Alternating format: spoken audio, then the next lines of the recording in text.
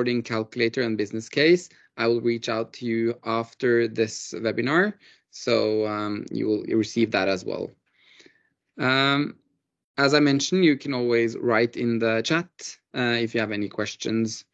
So let me just share my screen and let's get started.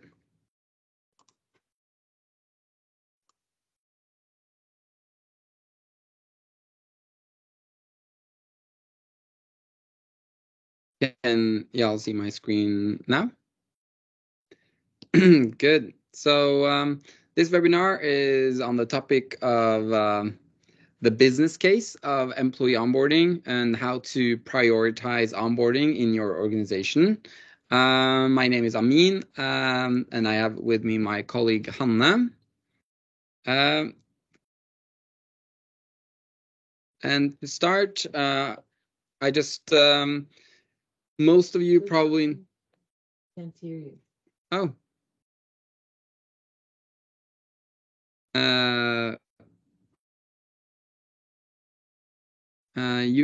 Is there anyone else that cannot hear me, or do most people hear me and one person cannot hear me?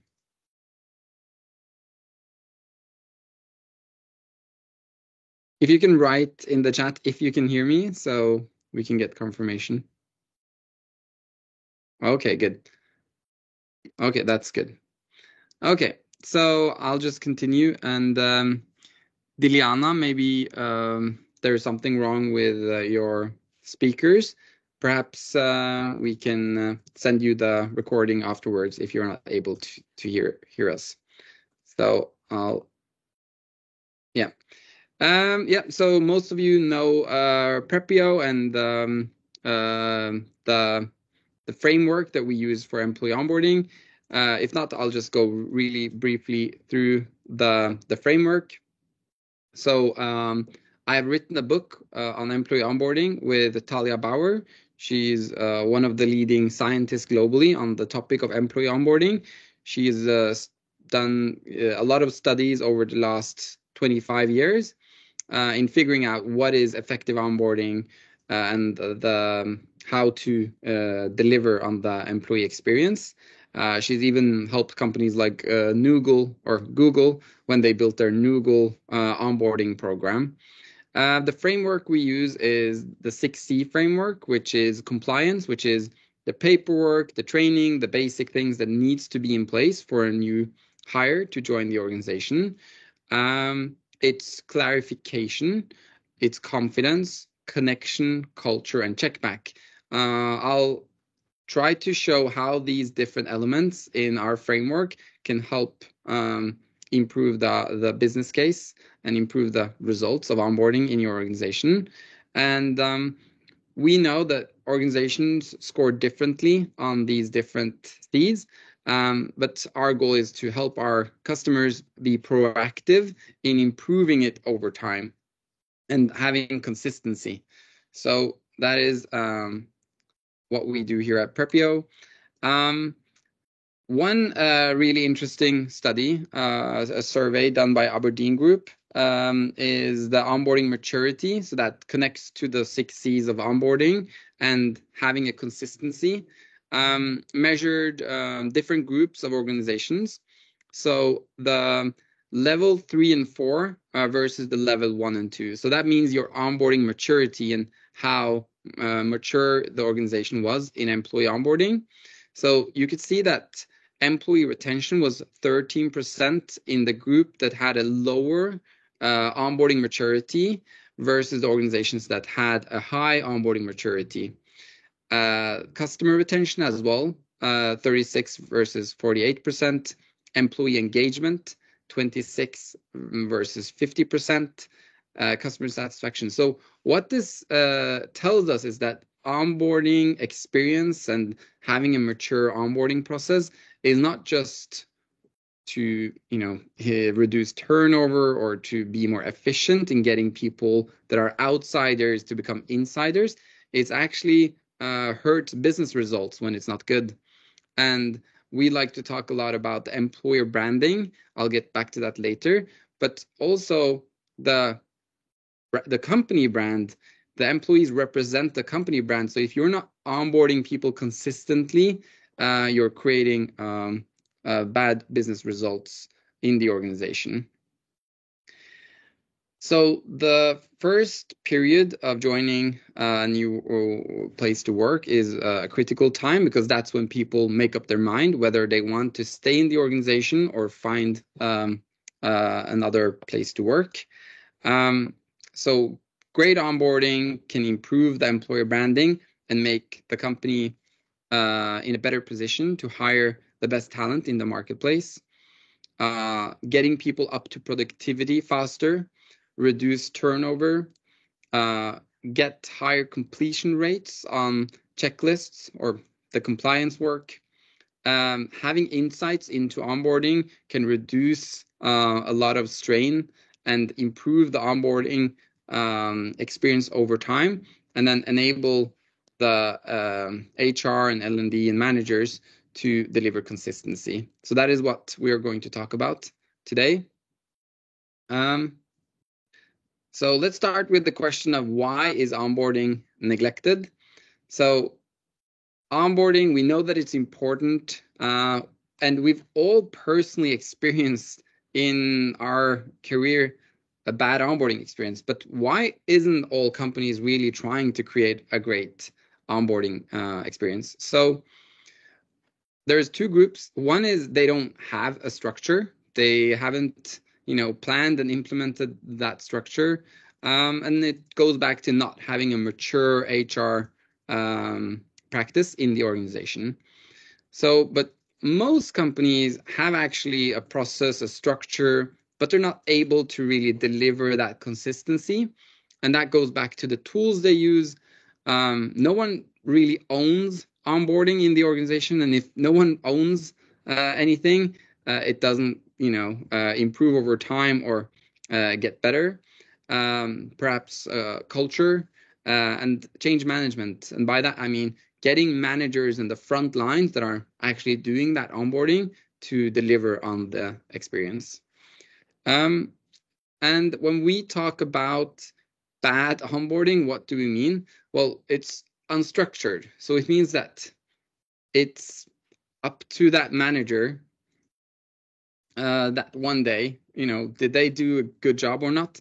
And if it's so dependent on the people in the organization, and you fail to engage early and nurture continuously, that is what we call bad onboarding, because it's not consistent, and you don't get good results if you don't have consistent results. I'll get back to why that is so important in a later slide. But the consequence, that is what I'm going to talk about today, because that is the business case. So the business case is, these bad things are happening in our organization. We should try to fix them. Hey, managers, you should do your part because it's actually hurting you. And, to the rest of the organization, we should invest in this because it really hurts the bottom line when we're spending thousands and thousands on hiring people, but then see them leave our organization or not getting to productivity fast enough. So that is the business case. So I'll start with cost number one, that is employee turnover. Society of Human Resources Management in the US, they have like a rule of thumb is 1/3 of the workers' annual earnings is the cost of them leaving. So that is recruitment cost, training, getting them up to the productivity you want them to be. What we see in Prepio when we talk to especially larger customers, they actually see pre-employment turnovers. That means you've signed the offer letter, you haven't started yet. So the recruitment process is done, but then people don't start. And 60% of the people who don't start after they've signed the offer letter, it's because they received a better offer afterwards. And a really strong employee onboarding process has a pre-boarding element that creates connection early on, that makes people feel that or get excited about joining instead of nervous. So I think that's important. And one story is that a large airline that we worked with, they were hiring thousands of people every year and had about 200 no-shows on day one. That means people who were, supposed to join, they never joined the organization. But they were able to reduce that fallout by 75% within 1 year by improving their pre-boarding experience. So that saved that company a substantial amount of money. The flight tickets, the training, all of that was booked for these employees. So that represents a huge cost saving by just improving their pre-boarding, by creating connection. So how did they do that? Well, it was a combination of messages with videos to those new hires before day one, and also one call to make sure that the employee had what they needed and were able to talk about any potential issues. So that is how that company solved that pain point.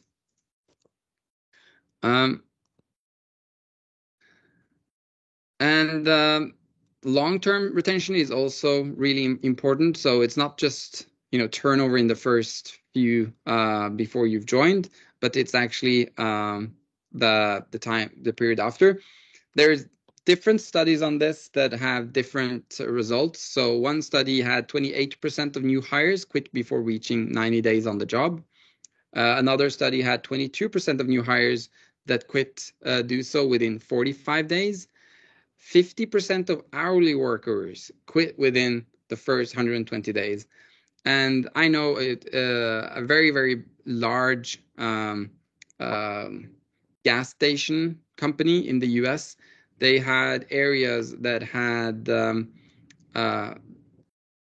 within 1 year, they had 3 employees taking the same position in a gas station. And that was a big problem in that organization. So just imagine let's say you're filling gas, and every 3 months there's a new person that is in the register. And that's really costly. So 50% of senior outside hires recruited to a new position fail within 18 months. And we all know that manager onboarding, if you don't really get that right, it doesn't just hurt, that person's productivity, it can hurt the whole team and the organizational results. And one study that had a structured and mature onboarding experience versus the organization that did not, they had a 58% more likely to be in that organization 2 years after. So that also tells a tale of the importance of having that structure. The next point is the time to getting people up to productivity. I think this is where you can save a lot of money for the organization, because the time the employee is hired here in the recruitment process, that's a cost for the organization. And pre-start, they haven't started.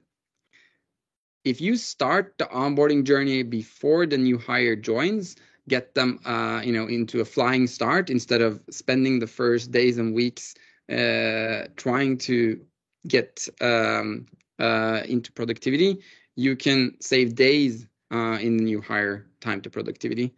So you want people to get to the return zone where the organization is benefiting from the employee and not have the new hires in that investment zone.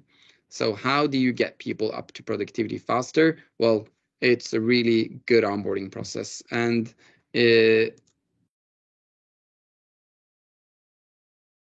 next point is time spent on different onboarding activities and people that are prone to human errors doing it manually. So in this illustration, we have people that are doing different things at different times, and this can often lead to an inconsistent experience.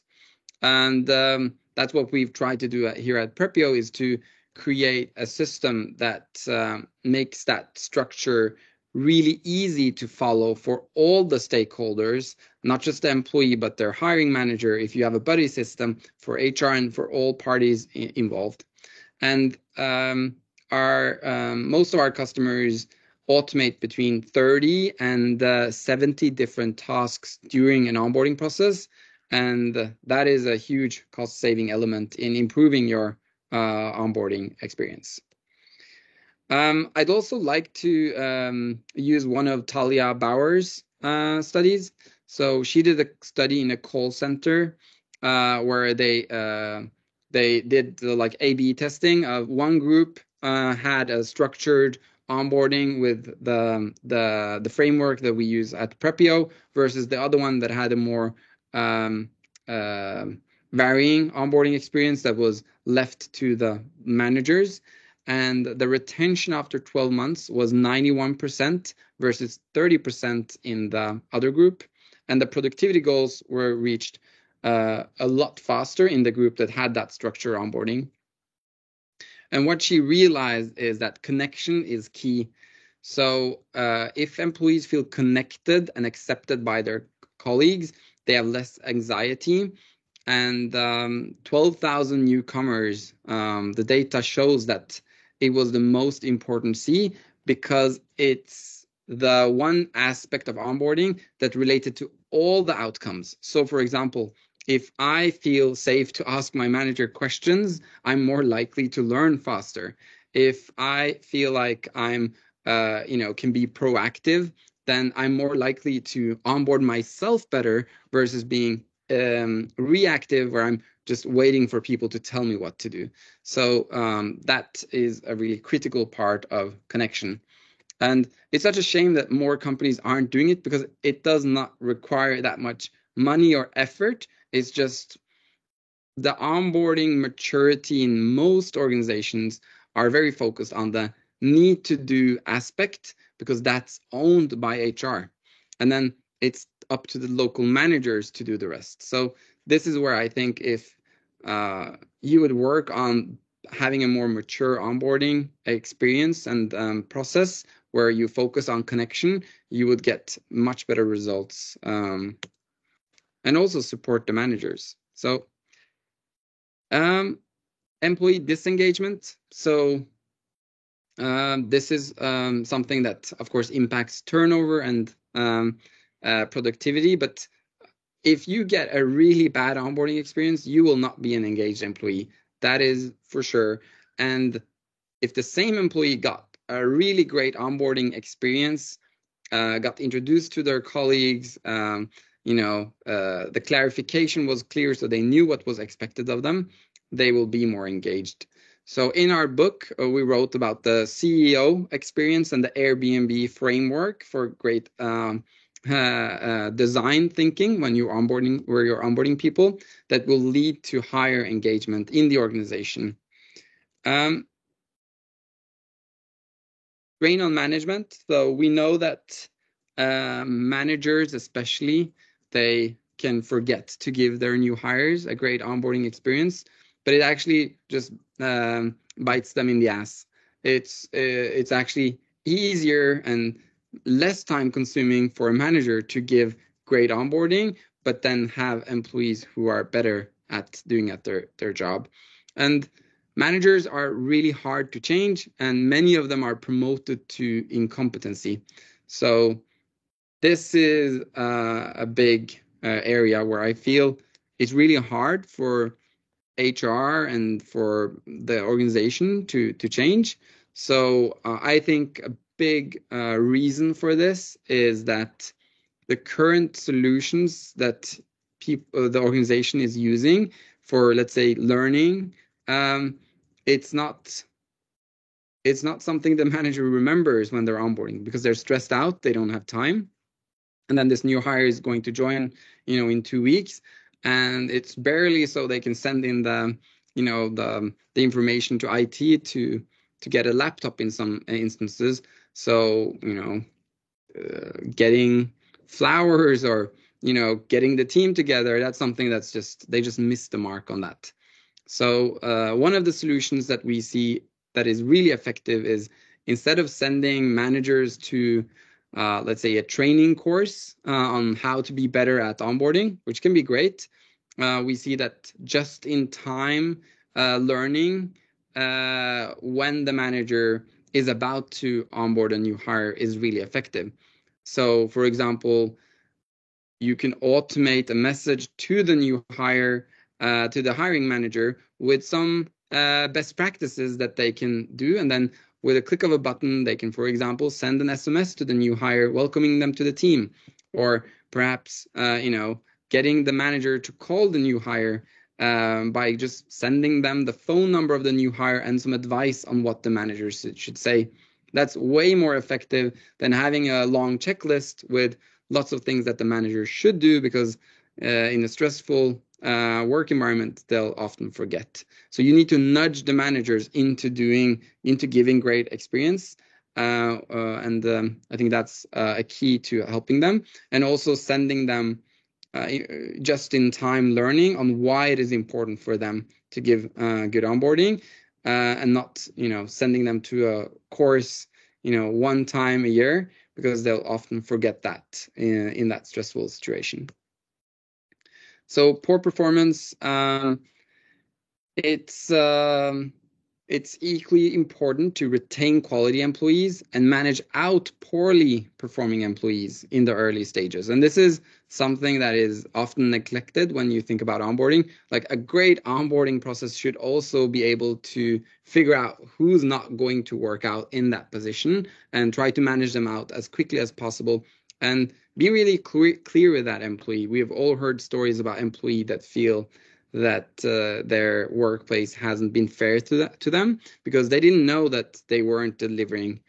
And I think that's also, we see that in some of the studies, is that managers rate the employee as not being at full productivity because they're still in the learning phase.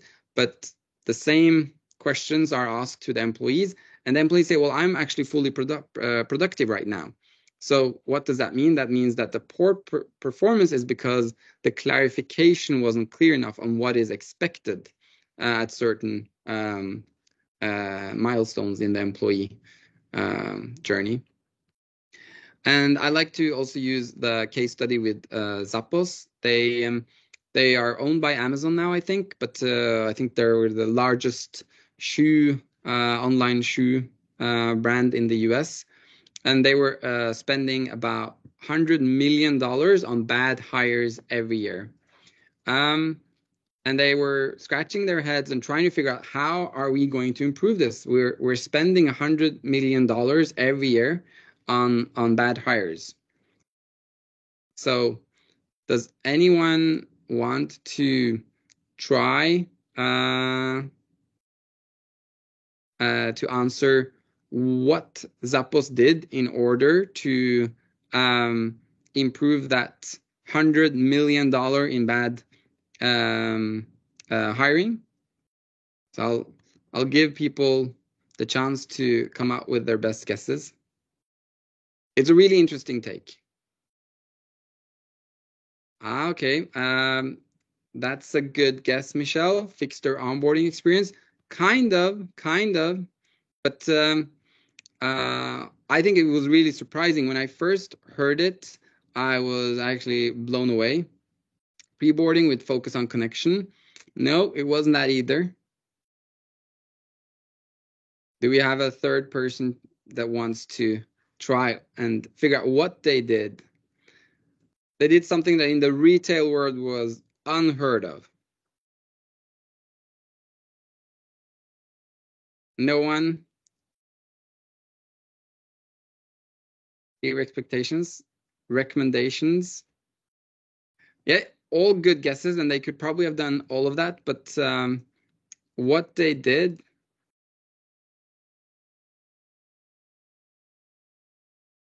they actually said, well, it costs us so much when we're hiring a person and it doesn't really work out. And we need the whole organization to really focus on this. So what they did is they actually have a very famous $3,000 separation bonus to staff if they are unhappy with their first months in Zappos. So yeah, so I actually have to change my screen here. So that's pretty interesting. They actually paid out money. They actually asked all new hires, hey, do you want $3,000 to quit? And what they learned is that the whole organization started to focusing on that metric. They did not want to pay out the $3,000 in separation bonus, but because all employees were offered this, they needed to improve their onboarding, and it was a big metric. And as we all know, what gets measured gets improved, isn't it? Something like that. So I think that's really interesting. And I'm not saying that all companies should do this, but that was a really interesting take in trying to get managers and everyone in the organization to really take care of the people who came in.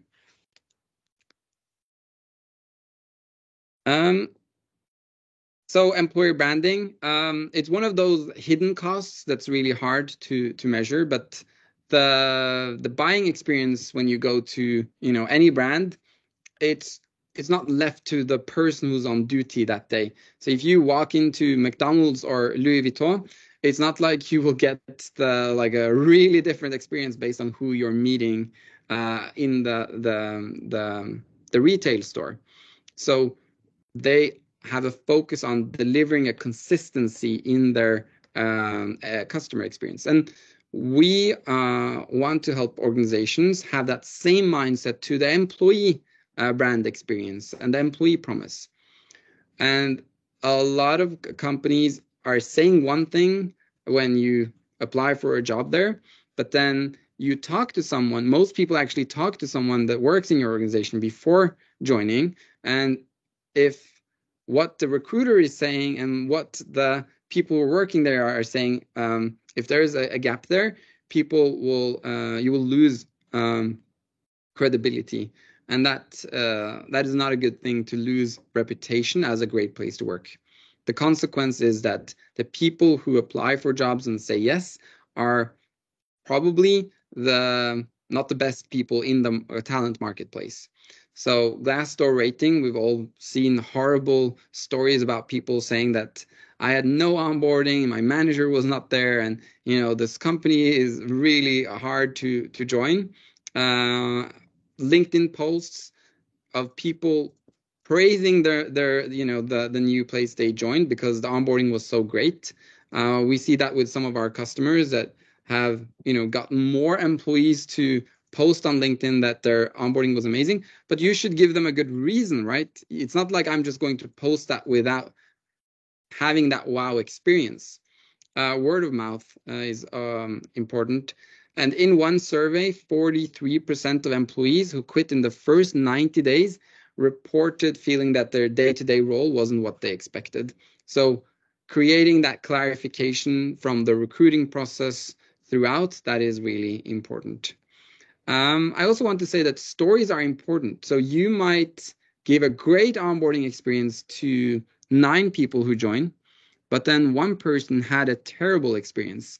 And what's problematic about that is that people remember stories. And if there is one bad story in a company that otherwise does well, that can really spread like a meme, and you don't want that. So the other side of that is also true.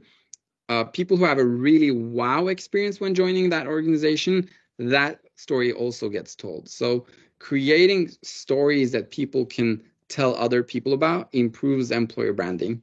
So that goes back to the business case. Why should a company invest in onboarding? Well, it's not just saving time on paperwork. It's actually all of these things that I mentioned here.